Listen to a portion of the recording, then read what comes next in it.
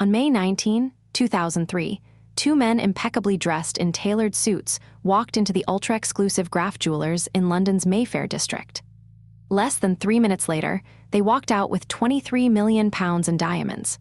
But when Scotland Yard raided a suspect's apartment weeks later, they didn't find the gems hidden instead, nestled inside a tub of ordinary face cream on a bathroom shelf. Investigators uncovered a 52-carat yellow diamond worth nearly £3 million. The method was strikingly specific. Decades earlier, in the iconic 1963 film The Pink Panther, a jewel thief hides a stolen diamond inside a jar of face cream to evade detection. Scotland Yard detectives, striking upon the exact parallel, this separation of roles was strictly enforced. The operatives carrying the weapons never held the stolen diamonds. If police intercepted the getaway vehicle, they would find armed men, but no evidence of the loot. If they caught the runner, they found jewels, but no weapon, making it vastly harder to secure long-term convictions or prove armed robbery. It was a strategy designed specifically to exploit the legal and logistical blind spots of Western law enforcement. By severing the physical link between the force of the robbery and the possession of the stolen property, the syndicate effectively neutralized standard police tactics. If an operative was tackled leaving the boutique, they were found carrying an unloaded or deactivated weapon, triggering charges of intimidation or civil disturbance rather than grand larceny. Meanwhile, the runner, slipping quietly into a crowded train station or boarding a waiting motor scooter, carried tens of millions of dollars in unset diamonds without ever having brandished a weapon or raised their voice. By the time first responders established a perimeter around a targeted jeweler, the physical evidence was already fragmented across multiple jurisdictions. The true genius of the syndicate lay not in the physical theft, but in their sophisticated understanding of the global diamond supply chain, where a stone's identity can be erased almost as easily as a file on a hard drive. Once a high-value piece left a boutique in Paris, Tokyo, or Dubai, it entered a shadow economy specifically engineered to strip away its history. Within hours of a raid, master jewelers working in illicit workshops across Western Europe and the Middle East would break down custom-crafted necklaces and tiaras. Precious metals were melted down into unidentifiable bullion, while major diamonds were unset and shipped through blind corridors to global trading hubs. In cutting centers like Antwerp, Tel Aviv, and Mumbai, stolen diamonds were recut by complicit craftsmen, altering their proportions just enough to invalidate the unique microscopic laser inscriptions etched into their girdles.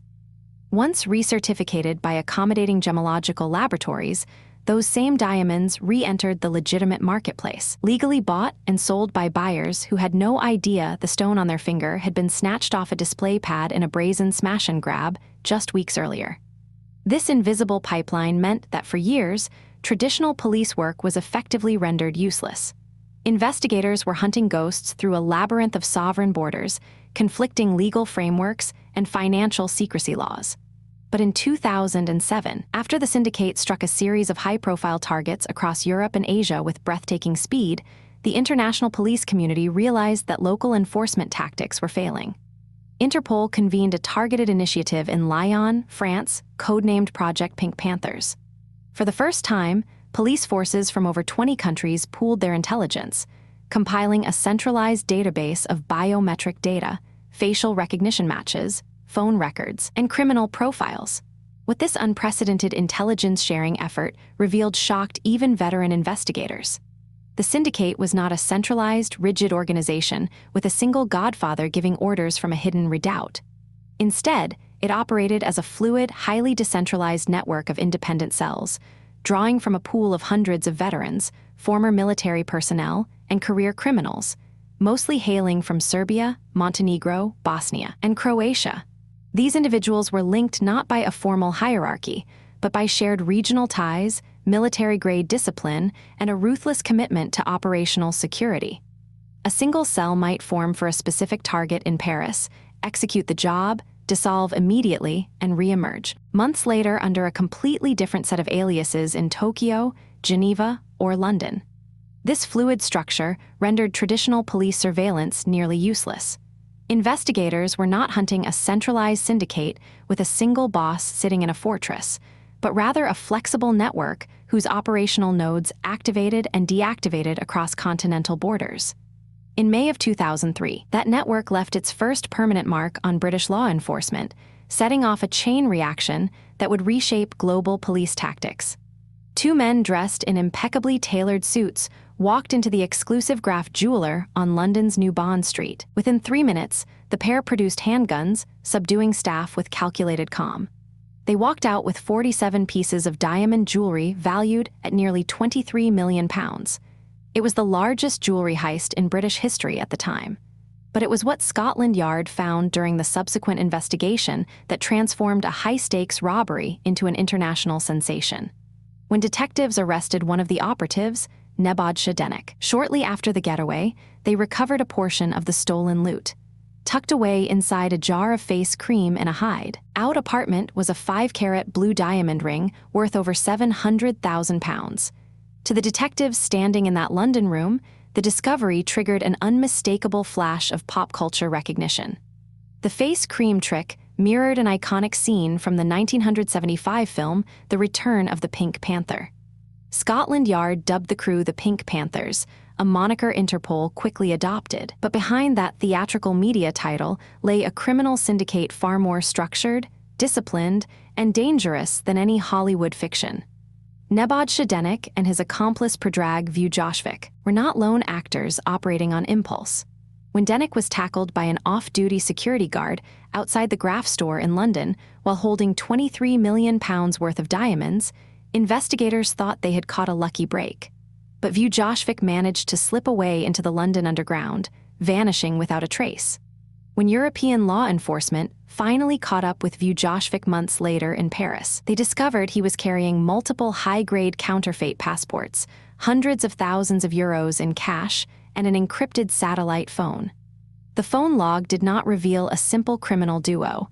It revealed an intricate communications web stretching from London to Frankfurt, Belgrade, and Dubai. Denik was not the mastermind. He was merely an operative on a brief assignment, disposable to a syndicate that was already planning its next 5 hits across 3 continents. To understand how this syndicate operated with such military precision, investigators had to look backward into the bloody collapse of Yugoslavia in the 1990s. The crucible of the Balkan Wars created a unique demographic of young men stripped of economic opportunity, hardened by warfare, and trained in tactical weapons, covert insertion, and evasive tradecraft. When international trade embargoes were placed on Serbia and Montenegro, state-sanctioned smuggling networks emerged to move fuel, cigarettes, and weapons across borders. Paramilitary units like Arkan's Tigers blurred the line between military action and organized crime.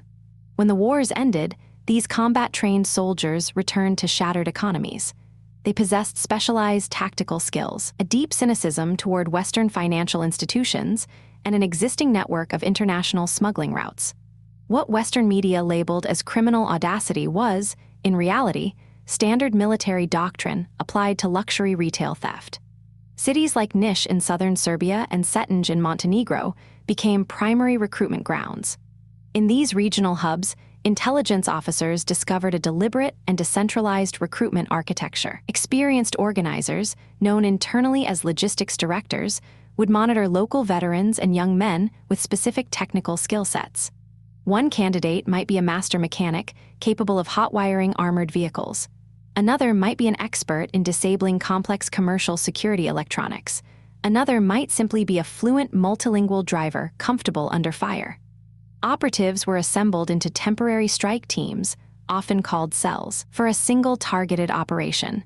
They were given fake identities, meticulously forged travel documents, and precise mission objectives. Crucially, individual cell members were rarely told who held the stolen goods after the hit or where the ultimate payday originated, preventing any single captured operative from compromising the broader leadership structure. By 2004, the syndicate demonstrated that geographic distance was no barrier to their operations. In March of that year, a cell targeted the ultra-exclusive La Pointe Tant jewelry boutique in Tokyo's Ginza district. Among the crew were Đorđe Rašović and Maki Lukic, men who looked more like high-fashion models than hardened combat veterans. They spent weeks conducting detailed reconnaissance, posing as wealthy European tourists, measuring the reaction times of local police and documenting every security camera angle inside the mall. On the day of the robbery, they did not use firearms or explosive violence. They walked into the store, immobilized the staff using targeted immobilizing spray, and smashed the display cases with specialized hammers designed for maximum shatter impact. Within 99 seconds, they secured the Comtesse de Vendôme diamond necklace, valued at over $30 million, and melted into the dense crowds of Tokyo. The escape from Japan exposed the sophisticated logistical support backing these field operatives. Japanese law enforcement, accustomed to low violent crime rates and strict border controls, launched an unprecedented manhunt. Yet by the time local authorities identified the suspects from security footage, the strike team was already flying out of Narita International Airport on genuine foreign passports containing altered biometric data. But the clean escape concealed an unexpected forensic vulnerability. In their rush, one of the perpetrators had briefly touched an uncleaned glass panel without wearing gloves, leaving behind a faint latent fingerprint. Japanese forensic teams recovered the print, but because Japan did not share real-time fingerprint databases with Eastern European nations, the trace sat dormant for months. It was only when Interpol cross-referenced the print with records provided by Serbian police that a name emerged, confirming that the Tokyo hit was executed by the same network that had struck London. The stolen $30 million necklace was never recovered in its original form. Investigative tracking revealed that within 48 hours of leaving Tokyo, the individual stones had been unmounted and routed through a complex pipeline into Antwerp and Tel Aviv. The Pink Panthers understood the international diamond market as thoroughly as any legitimate trader. They knew that a famous, unique piece of jewelry like the Comtesse de Vendôme could never be sold intact on the open market. Instead, the syndicate relied on a network of compliant gem cutters and shady dealers capable of reslicing large stones to alter their facet signatures, laser inscribing fake serial numbers, and forging provenance certificates. Once recut, these high-value diamonds were re-entered into the legal international supply chain, completely erased of their stolen history, generating clean cash that flowed back into Balkan real estate and offshore bank accounts. Flushed with success, the syndicate escalated their operations across Western Europe, choosing targets that seemed impossible to hit without getting caught. In the summer of 2005, they turned their attention to the French Riviera, specifically the seaside resort of Saint-Tropez. Security in the town was notoriously tight, with narrow streets that guaranteed traffic gridlock, making standard vehicular getaways impossible for local police to breach or for fleeing felons to navigate. Most armed robbers would view Saint-Tropez as a death trap. The Pink Panthers saw it as an opportunity for theatrical evasion. While local gendarmes prepared to lock down the coastal roads, the crew strolled into an elite jewelry boutique dressed in floral Hawaiian shirts and sun hats, posing as wealthy tourists on holiday. In less than 2 minutes, they emptied the display cases, stepped out onto the sun-drenched pavement, and walked calmly toward the harbor. They did not jump into a stolen sedan. They stepped onto a high-speed inflatable motorboat docked at the quay, fired up the twin engines, and sliced across the Gulf of Saint-Tropez toward international waters before the first squad car had even navigated the town square. It was a masterclass in exploiting geographic blind spots, but it raised a troubling question for intelligence agencies across Europe. How were these men, operating thousands of miles from their home turf in the Balkans, obtaining hyper-specific local intelligence on harbor patrols, police shift changes, and maritime radar coverage? The answer revealed an enterprise far more sophisticated than a simple gang of thieves. The Panthers were not just executing robberies, they were conducting military-style reconnaissance missions months in advance, utilizing advanced signal intelligence, counter-surveillance techniques, and local spotters embedded within the jet-set community.